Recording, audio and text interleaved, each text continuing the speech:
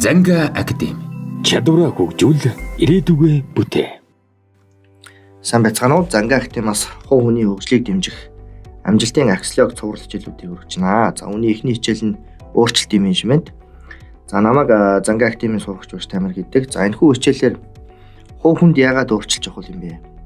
За өөрчлөлтийн менежментийг ер нь яаж өөрийнхөө амьдрал дээр хэрэгжүүлэх вэ? Бид өөрчлөгдөхгүй байхын шалтгаан нь юунд байгаа юм бэ? Энэ талаар одоо хамтдаа энэ хичээлийг авч үзье.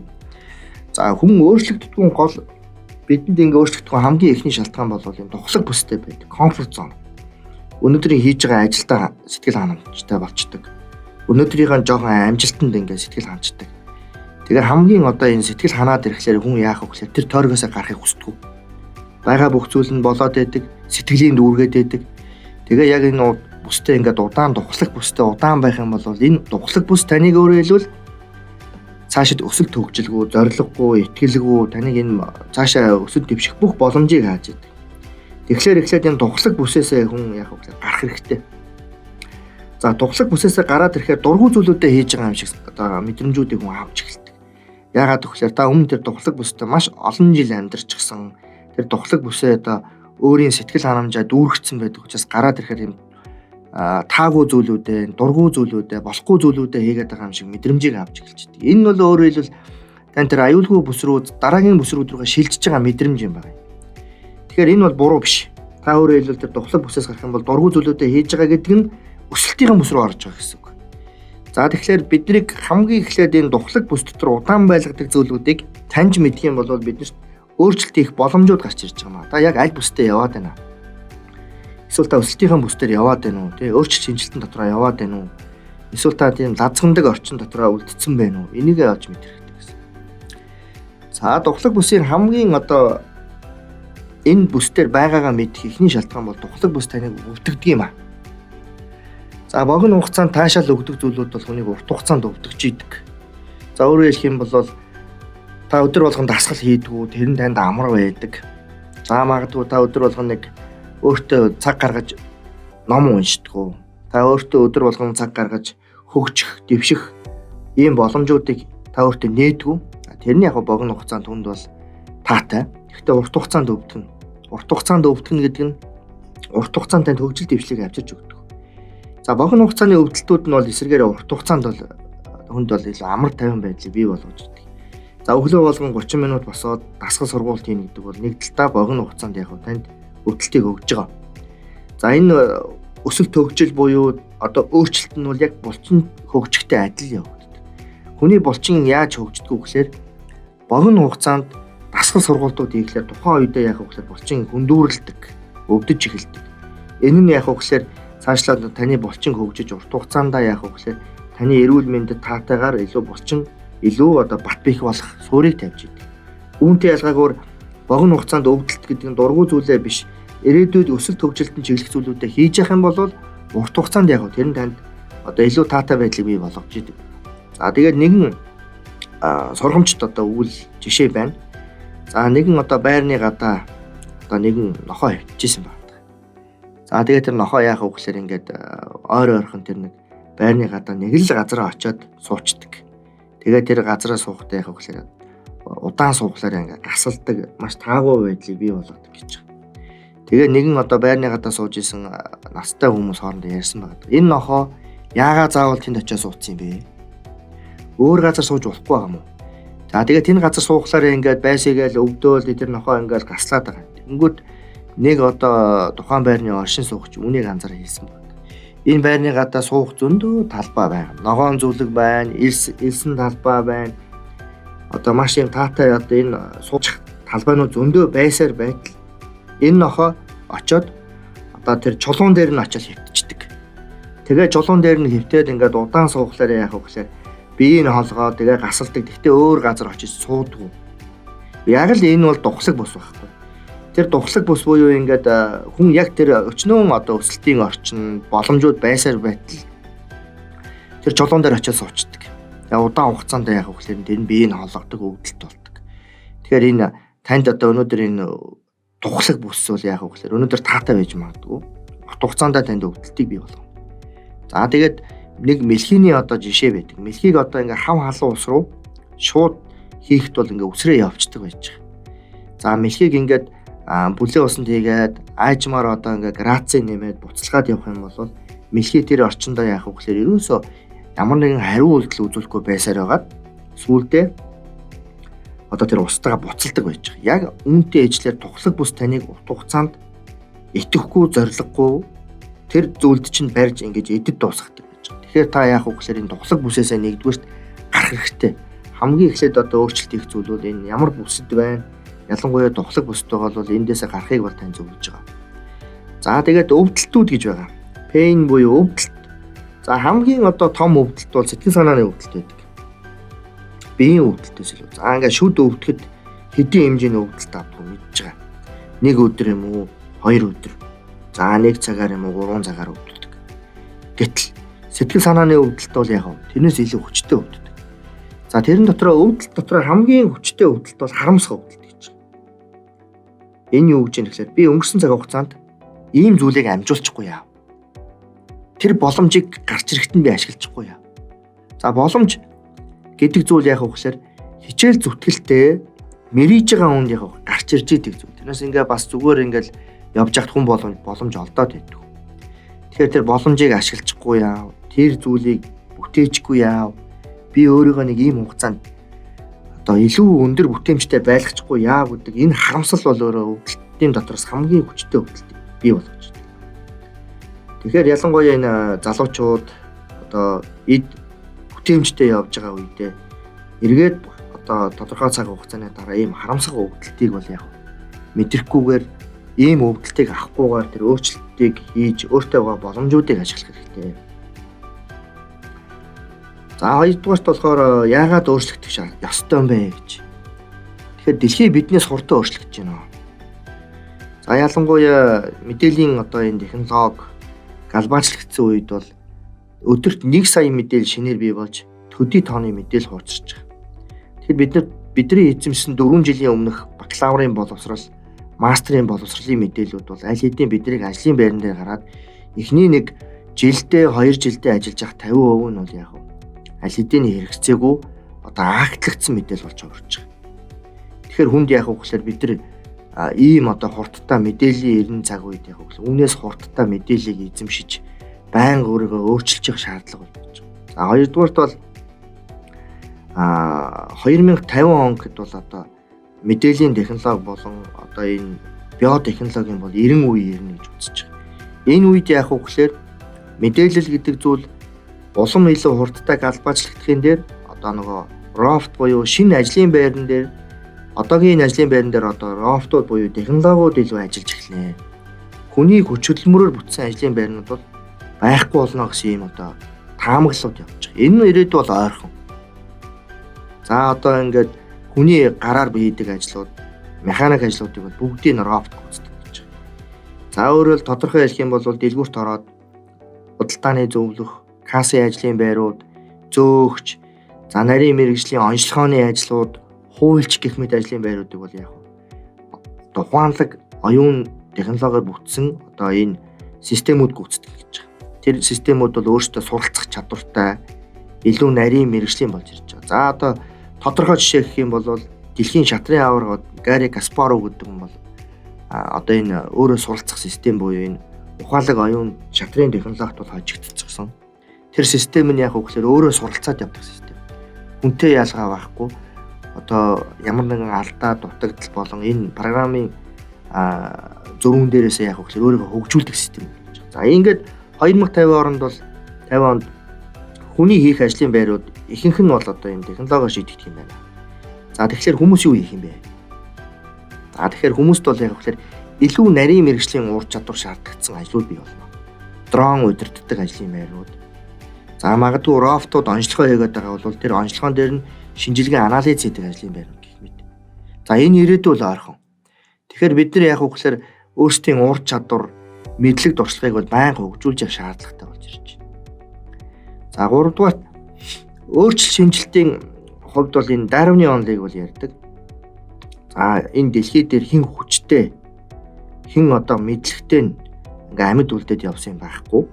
Хэн дасан зохицох чадвартай, хэн тэр өөрчлөлтийг хурдан мэдэрч явж байгаа энэ амьд орших бол цаашид одоо өсөж хөгжиж улам илүү амьд үлдчих. Тэгэхээр бидэрт энэ сорилт өгöd байгаа энэ орчин нөхцөл, энэ өөрчлөлтийг хурдан мэдэрч түүнээс дутуугүйгээр өөрчлөлт хэрэгцээ шаардлага хүнд үүсэж байгаа. За энэ өөрчлөлтийг л мэдэрч чадахгүй, энэ өөрчлөлтийг л авч чадахгүй байх юм бол одоо бид энэ хөгжил дэвшлээс хоцорж байгаа. За 3 дугаарт өөрчлөлт шинжилт яагаад явагддаг юм бэ? Үн дээр гэдэг нэг 3 дугаар үндсэн шалтгаан муу дадал зуршлаасаа болдог. За яадаг вэ гэхээр маш их хоцордог, маш их унтдаг. За одоо магадгүй хүнд ингээд авиас чадвар боломжууд өгөгдсөн байгаа боловч өөртөө байгаа тэр давуу талуудыг, өөртөө байгаа боломжийг ашиглаж чадахгүй ийм зуршлууд үүссэн байдаг. Муу дадал зуршлаасаа болоод бид нар хөгжиж чаддаг. За маш том зорилгоодыг тавьдаг. Гэвч одоо тэр зорилгоос амархан яцах зуршилтай, амархан бууз өгөх зуршилтай. За замын дундаас орхио явцдаг. Энэ бүгд бол хүний одоо бас дадал зуршилтай холбоотой. Цагаан барьдгүй ч гэдэг юм. Тэгэхээр энэ өөрчлөлт шинжилт рүү нэг явахгүй байгаа бол таныг ямар муу дадал зуршил чинь хойшин татаж чангаагаад байгаа юм бэ? Энийг та мэдэх хэрэгтэй. За тэр дадал зуршил хандлагаа өөрчлөхгүйгээр хүн ур чадварыг эзэмшиж цаашаа өөрчлөгдөж шинжлэгддэг юм байна. Суур юм нь ерөөсөө явсаар байгаа энэ зуршил руу орж ирдэг. Хүний одоо тэр дадал руу орж ирдэг. Өнөөдөр та 30 настай, 20 настай, 50 настай хэдэн настай ч байж болно. Гэхдээ өнөөдрийн энэ амьдрал бол таны өнгөрсөн хугацаанд бий болгосон зуршлын бүтээгдэхүүн юм. Та 50-тайг бол 50 жилийн дадал зуршилтай байж байгаа. 20-тайг бол та 20 жилийн дадал зуршилтай. Энэ зуршил дотор таныг амжилт руу чиглүүлж авч яваад байгаа зуршлууд чи юу вэ? Эсвэл таныг ингээд амжилтаас саад болгож идэг, таныг өөрчлөгдөхөд садаа болж идэг, татаж чангаад идэг зуршлууд юу вэ гэдгийг таньж мэдэх хэрэгтэй. Эцсийн дүндээ муу зуршлыг хүн сургадаг амархан байдаг. Өөрчлөхөд маш хэцүү. Эсвэргээрээ сайн зуршлыг сурахад хэцүү, өөрчлөхөд амархан байдаг. За өөрөөр хэлэх юм бол муу зуршлуудаа таньж мэдэж, таныг өөрчлөгдөхгүй байгаа тэр зүйлүүдийг та таньж мэдэж засаж залруулах арга хэмжээнүүдийг хэрэгжүүлж явах шаардлагатай. За сүүлийн үед бол энэ хүний дадал зуршил яаж явагдав гэхээр за 300 дотлтын дараа яг гэхээр хүнд энэ тодорхой хэмжээний тархин дээр эд эсүүд үүсдэг, тэрийг хийх зуршлууд бий болж идэв. За муу зуршлыг нэгэнтээ ингээд сурцсан байвал түүнийг эвдэх, түүнийг орлох сайн дадал зуршлыг өөртөө эсрэгээр нь бүрдүүлэх хэрэгтэй. За энэ 300 давталтыг бол яг гэхээр шинээр та одоо шинэ зуршлыг юм бол үйлдээд байх юм бол таны тархин дотор програмчлагдана гэсэн. За шинэ програм дадал зуршлуудыг өөртөө бий болгож одоо дараагийн одоо эерэг алхмуудыг өөртөө бий болгоно гэж. За дараагийн өөрчлөлт шинжилэлт явагддаггүй нэг шалтгаан юу гэхээр хүн болгон ер нь өөрчлөлтийг хүсэж идэг. За нэг шинэ хэл сурчмаар байна, гадагшаа явчмаар байна, шинэ бизнес хий. За шинэ албан тушаалд карьерийн одоо өөр төвшөнд өөрийгөө сорьё. Маш том зорилтуудыг тавьж идэг. За тэрийг хийхдээ яах вэ гэхээр хүн болгонд бас айдас байж идэг. За энэ өөрчлөлт хүсэж байгаа өөрчлөлт шинжилтийг хийчихвэл ямар эрсдэл гарч ирэх вэ? Тэгээ би нэг алдчихвал ингээд бүх боломжоо үгүй хийдэг юм болов уу? Хүнд юм алдах дахиад юм одоо эрсдлээ сайхан мэдрэмжүүд байж идэг. Өөрчлөлт шинжилт болгон тийм таата хийгддэггүй. Гэхдээ танаас эрд зоригийг шаардж идэг. Хүн болгонд яах вэ? Тэр айдас байж идэг. За та тэр өөрчлөлт шинжилтийг хийлээ гэд алдсан ч байсан одоогийнхаа байран дээр эргээл ирнэ. Танд алдах зүйл баг. Та одоо байгаа төвшнөөсөө илүү шин шатанд гарах тэр алхмыг л хийж байгаа. Тийм учраас одоо үүн дээр алдаад илүү одоо ингээд том хохирол амснахээс илүү байгаа боломжн дээрээ буuna гэдгийг санах хэрэгтэй. За тэгээд аливаа өөрчлөлт шинжилт бол хоёр зүйлийг дагуулж байна. Нэгт бол боломж, нэгт бол эрсдэл. Тэр алхмыг хийж байгаа л бол энэ хоёр нь гарч ирнэ. Танд нэг энэ өөрчлөлт шинжилтийг хийхтэй холбоотой тийм эргэлзээ байгаа бол та тэр өөрчлөлт шинжилтийг хийж чадахгүй. Танд төгс итгэл байх хэрэгтэй. Би энэ өөрчлөлт шинжилтийг хийсэн бол арт нь гарна гэдэг анханасаа итгэл байх хэрэгтэй. Ингэж та боломжоо ашиглана. Эсрэгээр нь та за би нэг азаа үзье. Энэ өөрчлөлт шинжилтийг хийсний дараа магадгүй одоо бүтэж магадгүй, бүтгүүч байж магадгүй гэж байгаа бол та эрсдэлтэй нүүр тулна. Тийм учраас энэ өөрчлөлт шинжилтийг хийхэд танд бат итгэл, тэрийгээ их урам зориг байх хэрэгтэй гэдгийг давхар хэлье. За ингээд өөрчлөлт шинжилэлт явагддаггүй шалтгаануудыг бол хамтдаа авч үзлээ. Бид нар энэ лазгранлын тойр буюу духлаг бүсээсээ гарах ёстой юм байна.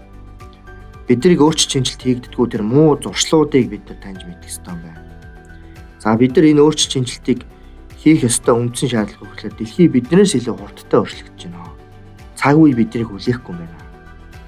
За дээрэс нь дэлхий нийтээс одоо энэ өөрчлөлт шинжилтийг дагаад сүүлийн үед төлөвлөлтийн системүүд бол илүү богинохон болсон гэж байгаа. Компаниуд 5 жил, 10 жилээр нь бизнес төлөвлөгөө хийдэг байсан бол одоо сүүлийн үед 1 жилийн сүүлдээ нөхцөл байдлын одоо хамаарсан богино хугацааны төлөвлөлт рүү шилжиж байна. Урт хугацаанд харах боломжгүй болчлоо. Бүх одоо энэ мэдээллийн технологи албаачлагдсан цаг үед хувьсах хүчин зүйлүүд одоо их болсон учраас компаниудад манертай тухайн нөхцөл байдалд нь тааруулж өөрчлөлтийг хийж явж байна. Төлөвлөлтийг хийж байна. За энэ өөрчлөлтийн хийх ёстой нөхцөл байдлуудыг таньж мэдсэн бол яаж өөрчлөх юм бэ гэж. За өөрчлөлтийн менежментийн онол чиг хандлагууд бол 1970-аад оноос эхлээд маш их яригдсан. Маш олон загварууд бол гарч ирсэн.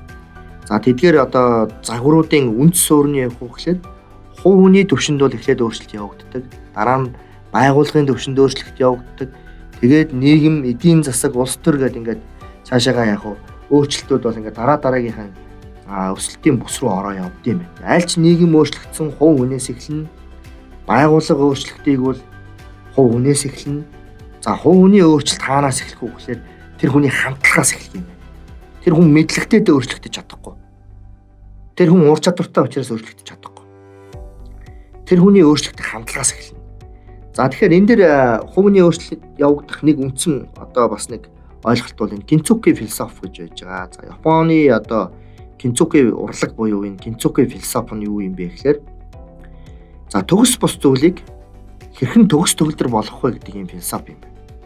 За энэний үүхтүүх яг ухсаар 15 дугаар зууны үед Японы эзэн хаан одоо хайртай шаазангаа хаглаад за тэр хайртай шаазан хагалсан шаазангаа тухайн үед хятадын одоо том гар орчууд руу явуулж улам сэргээх ажил руу явсан байдаг. За тэгээ сэргээлгээд ирсэн одоо наасан аяг нь бол өөрт нь таалагдаагүй сэтгэл санаанд нь хүрээгүй. Тийм учраас тэрийг яасан бэ гэхээр одоо Япондоо өөрсдийнхөө одоо урчууд төгсөн байж дээ. Тэгээд энэ бол тийм алтцсан наамал байхгүй юу? Тухайн шаазан нэгэнд харгалцсан маш их хайртай. За тэгээд энэ алтцсан наамал нь яадаг вэ гэхээр тухайн одоо энэ хагарсан шаазан деталь болгоноор нь нэг ширхэг болгоноор нь эвлүүлж наагаад за хатаах технологиуд яваад за сүүлд нь тэр наасан наамлууд дээр нь энэ одоо алтцсан наамл одоо бодлогын өрхлөхүүдийг хийгээд ингээд бүр өмнөхөөсөө илүү үзэсгэлэнтэй төгс төгөлдөр бүтээлийг бий болгож ирж байгаа. За тэгээд төгс бус зүйлийг хэрхэн төгс төгөлдөр болгох вэ буюу энэ Кинцуки философи. Аливаа зүйл нурж унжуулна, аливаа зүйл алдаанд орж болно, аливаа зүйл төгс бус байж болно. Түүнийг өмнөхөөс нь илүү гоо сайхантай, өмнөхөөс нь илүү сайн чанартай, өмнөхөөс нь илүү одоо төгс төгөлдөр болгох энэ одоо урлаг үйл ажиллагааг болохоор яг Кинцуки гэдэг. За кен буюу одоо энэ арт гэсэн үг, цүки гэдэг нь болохоор нэгтгэх, нийлүүлэх гэсэн утгатай ийм хоёр үгийн нийлбэр байж байгаа. За тэгээд дүгнэлт хэлэх юм бол төгс бус зүйлийг нэгэнтээ эвдэрсэн энэ шаазан бүр өмнөхөөс илүү гоо сайхан болгосон. Энэ одоо урлагийг сүүлийн үед одоо хувь хүний өөрчлөлтийн түвшинд, өөрчлөлтийн менежментээр бас нэг талаасаа тайлбарладаг онлууд байна. За тэгээд ямар процесс явагдав гэхээр за та өөрчлөгдөё гэж бодож байгаа бол хүн бүхэнд өнгөрсөн амьдрал байгаа, хүн бүхэнд алдаа байгаа, хүн бүхэнд амжилт байгаа. За эндээсээ өөрчлөгдөх, цаашаа шинжлэхдхийн тулд эхлээд хүлээн зөвшөөрөх хэрэгтэй. Яг одоо байгаа төвшнгөө хүлээн зөвшөөрөх. Тэгжиж яах вэ гэхээр цаашаа үнийг үнэхээр өөрчлөх хэрэгтэй юм байна гэдэг тэр итгэл үнэмшил бий болд юм. Тэгэхгүй болохоор тэр нэг хүнийг цаашаа ингээд урт хугацаанд нь өдөөж өгөх сэтэл байхгүйгээр зориг тавьдаг хүмүүс 1 сар хийдэг, болдог, шантардаг, 2 сар хийдэг, шантардаг, болдог. Ингээ явж өгдөг. За хүлээн зөвшөөрөх хэрэгтэй. За би өнөөдөр үнэхээр хангалтгүй байгаа юм байна. Миний ур чадвар, миний одоо мэдлэг, миний өнөөдрийн амжилтын түвшин, за эсвэл одоо өнөөдрийн хүрсэн байгаа амжилт, за эсвэл одоо цаашаа үнэхээр хийх ёстой тэр түвшингөө та яах вэ? Хүлээн зөвшөөрөх ёстой. За хинч үнэнтэй нүүр тулахад бол хэцүү байдаг. Ялангуяа өөрийнхөө үнэнтэй нүүр тулахад бол хэцүү байдаг. Тэр тийм амархан байдгүй.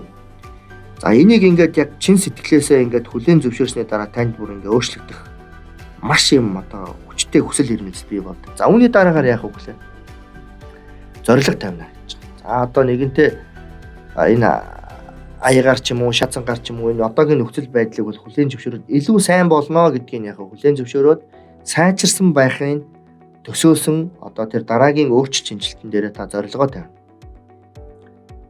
За үүний дараа яах вэ гэхээр та өөрчлөгдөх алхмуудыг хийж эхлэх ёстой. Байнгын суралцах, танд бодит үйлдэлүүд хэрэгтэй. За үг үйлдэл хоёр бол ялгаатай. Мянган удаа ном уншаад нэг ч удаа үйлдэл хийдэг бол танд ямар ч өөрчлөлт ирэхгүй. За хүн одоо энэ дээр тэгэхээр бодит үйлдэлүүдийг хийж өөрчлөгдөж идэг. За ингээ эцсийн үр дүндээ яах вэ? Хүрэх хүртэл энэ процессыг бол явагдана. За тэгээд эндээс ингээ Кинцуки философос хэлэх юм бол та нэгэнтээ хахарсан шаазсан байна уу? Таны амьдралд дараа нь ямар өөрчлөлт хэрэгтэй байгаа тэрийг та хүлээн зөвшөөрж ээж өөрчлөлтүүд явагдана гэдгийг эндээс тайлбарлаж байна. За хоёрдугаарт бид хэрхэн өөрчлөгдөж шинжлэхдэх юм бэ? За зуршил руу орж ирж байгаа. Хүнийг одоо ингээд харах юм бол за бие физиологийн хувьд бол энэ хүнд бол ингээд махан бие байна. За үүнээс гадна зам чанар, мэдлэг, дадал, хандлагууд байж байгаа. Энэ бол бидний дотоод үйлдэлийн систем. За өөрөөр хэлэх юм бол компьютер бол одоо хардвер буюу одоо физикал процессор, дэлгэц, гар, маус гэх мэт одоо энэ физикал одоо биттэй. За компьютерийн гол одоо програм хангамжууд байж тэр компьютер чи яг бүрэн ажиллагаатай байж дээ. Хүн үүнтэй ялгаа байхгүй. Хүний одоо энэ програм хангамжууд буюу тэр нэгэн суудсан дадал зуршил хандлагууд чинь таныг дараа одоо тэр өөрчлөлтөнд одоо нэг бол уйж байгаа, нэг бол таныг чиглүүлж хөтлөж авч байгаа. За ямар дадал зуршил байд юм бэ? Гоцроод байдаг юм уу? За ялангуяа ингээд байгууллагуудад ажилд ороход бол одоо ихэнх хүмүүс бол ингээд хоцорж идэг.